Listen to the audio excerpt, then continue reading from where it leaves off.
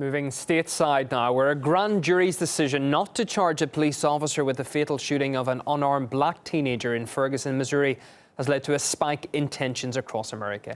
Demonstrators are using the ongoing Black Friday sales to cast a spotlight on the issues of racial profiling and police brutality by blocking malls and disrupting shopping. Gaine Chichikan takes a closer look at this new tactic used by the protesters. On Black Friday, on the busiest shopping day of the year in the U.S., Missouri protesters have migrated from the streets into malls. They disrupted shopping in several stores in the area. At times, protesters would stop and lie on the floor, chanting, "Hands up, don't shoot." The protesters forced one mall in St. Louis to temporarily shut down. In New York, people were protesting outside the Macy's store. At least 5 were arrested. In Seattle, protesters tried to disrupt shopping in the city's busiest shopping district. They apparently chained doors shut at one of the malls there. At least one person was arrested. Now here at the police headquarters in Ferguson, it's calm. Darren Wilson, the police officer who shot the unarmed black teen, is free, but he is not safe. His lawyer says there's no way he would go back to working as a police officer. After the riots and protests across the country, you can see the degree of rage toward that man.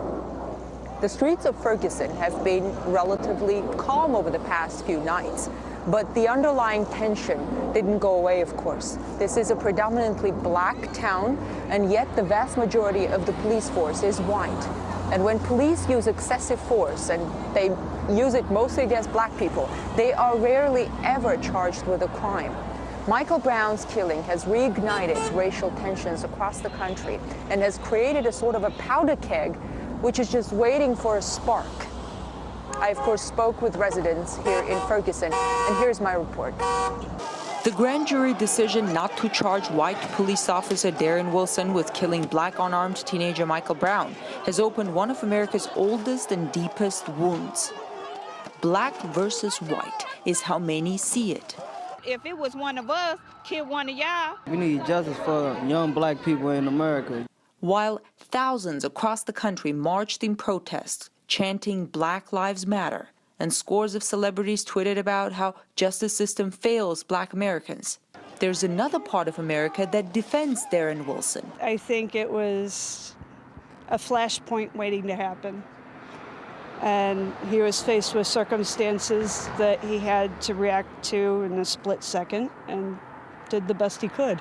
While many black Americans believe police are racially biased, many white Americans perceive black men as dangerous. This is a debate. How about you reduce crime? This is a debate. When I become Then mayor, you I'll won't do have that. Wait, the let's white not make police this. officers won't be there if you weren't killing each Look other. at this. Hang on. This is the defensive mechanism of white supremacy at work in your mind. All right. There seems to be a deep misunderstanding between white and black America. They don't understand it. They try. I think some of them try to understand what we go through, and we say we've been profiled. Just driving in our car and get pulled over for no reason. It's happened to me. It's happened to a lot of my friends. Images of torched businesses and police cars did not improve racial perceptions. Many black Americans say, if anything, they help delegitimize their call for justice. This is supposedly the busiest part of Ferguson, yet almost all businesses that I see around here are boarded up. There may be no more riots in Ferguson, but racial tensions are simmering across the country, waiting for a spark. In Ferguson, Missouri, I'm Gaine Chichikan, RT.